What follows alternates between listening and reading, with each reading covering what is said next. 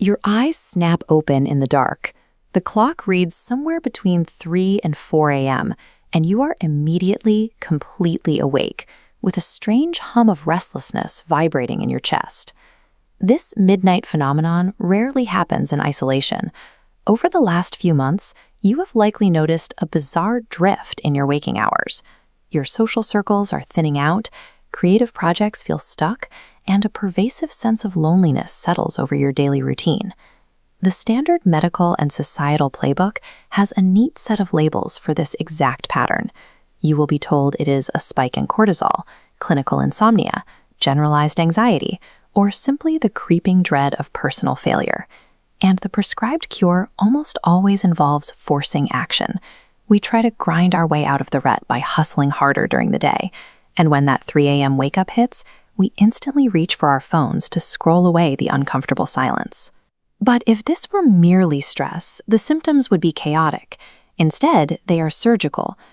Treating this as a biological glitch or a personal setback misses the pattern entirely. What you're experiencing is a coordinated spiritual intervention. When you look at the surgical precision of these events, the timing of the wake-ups, and the systematic removal of old influences, it becomes clear that this is a deliberate sequence. The universe, directed by the guiding hand of Jesus Christ, is actively clearing your path. Your life isn't unraveling. It is being cleared of heavy, misaligned influences to make room for a different way of living that you aren't yet equipped to handle. This chart illustrates why that 3 a.m. window is so specific. During the day, earthly noise and cognitive static create a constant interference.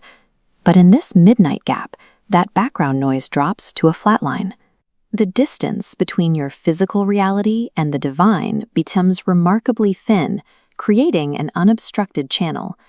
Within this gap, an organized structure begins to take shape. While your conscious mind is sidelined, your subconscious receives the specific insights and directions needed for your next stage of growth. Daytime problem-solving relies on active effort and logic. Receiving this internal direction requires the opposite. It demands a state of passive reception, where your analytical brain is no longer trying to control the outcome. You are pulled from sleep because this is the only time your internal environment is quiet enough to be updated. It is an exclusive appointment for your character to be refined. Once that internal change begins, your external world must follow. When you are being prepared for a significant increase in responsibility and abundance, the environment you currently inhabit often becomes physically incompatible with where you are going.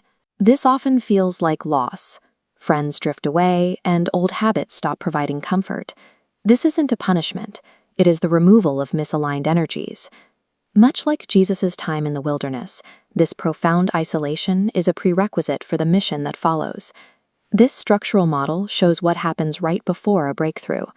The external scaffolding, your old environments and social safety nets, detaches and falls away. This creates a period of total stillness, where it looks like no progress is being made at all. In this silence, the central pillar of your character is being thickened. You are being rooted deeper into your faith, so that when the weight of your new life arrives, you have the structural integrity to sustain it without breaking. These closed doors and stagnant months are not rejections. They are the structural reinforcements you will need to handle the weight of what is coming. Navigating this transition requires you to trade the desire for control for a state of alignment. Most of us try to force our lives forward through sheer human willpower, but the kind of change you are entering cannot be forced. It can only be received through stillness and the willingness to wait for the right moment. Letting go of the urge to force an outcome is not a sign of weakness. It is the most active way to complete this transition. Once the old influences have fully faded, the vacuum will be filled. New opportunities will suddenly materialize, often from sources you never considered, precisely because you stopped trying to manufacture them yourself. You will notice your decision-making has changed. Instead of guessing or reacting in fear, you will find yourself moving with a clear inner intuition, the still, small voice of the Holy Spirit directing your steps. This process eventually shifts your entire focus. As you begin to live through the character of Christ, Your desire for personal gain is replaced by a profound urge to use your new resources to heal and help the people around you. The insights you receive in the terrifying silence of the night are not for you alone. They are meant to be turned into action that serves others once the sun comes up. The next time you find yourself awake in that midnight hour, resist the urge to check the time or find a distraction. Push the phone face down and let the shadows return to the room. Instead, ground yourself physically. Lie completely still. Close your eyes and place your hand firmly over your heart.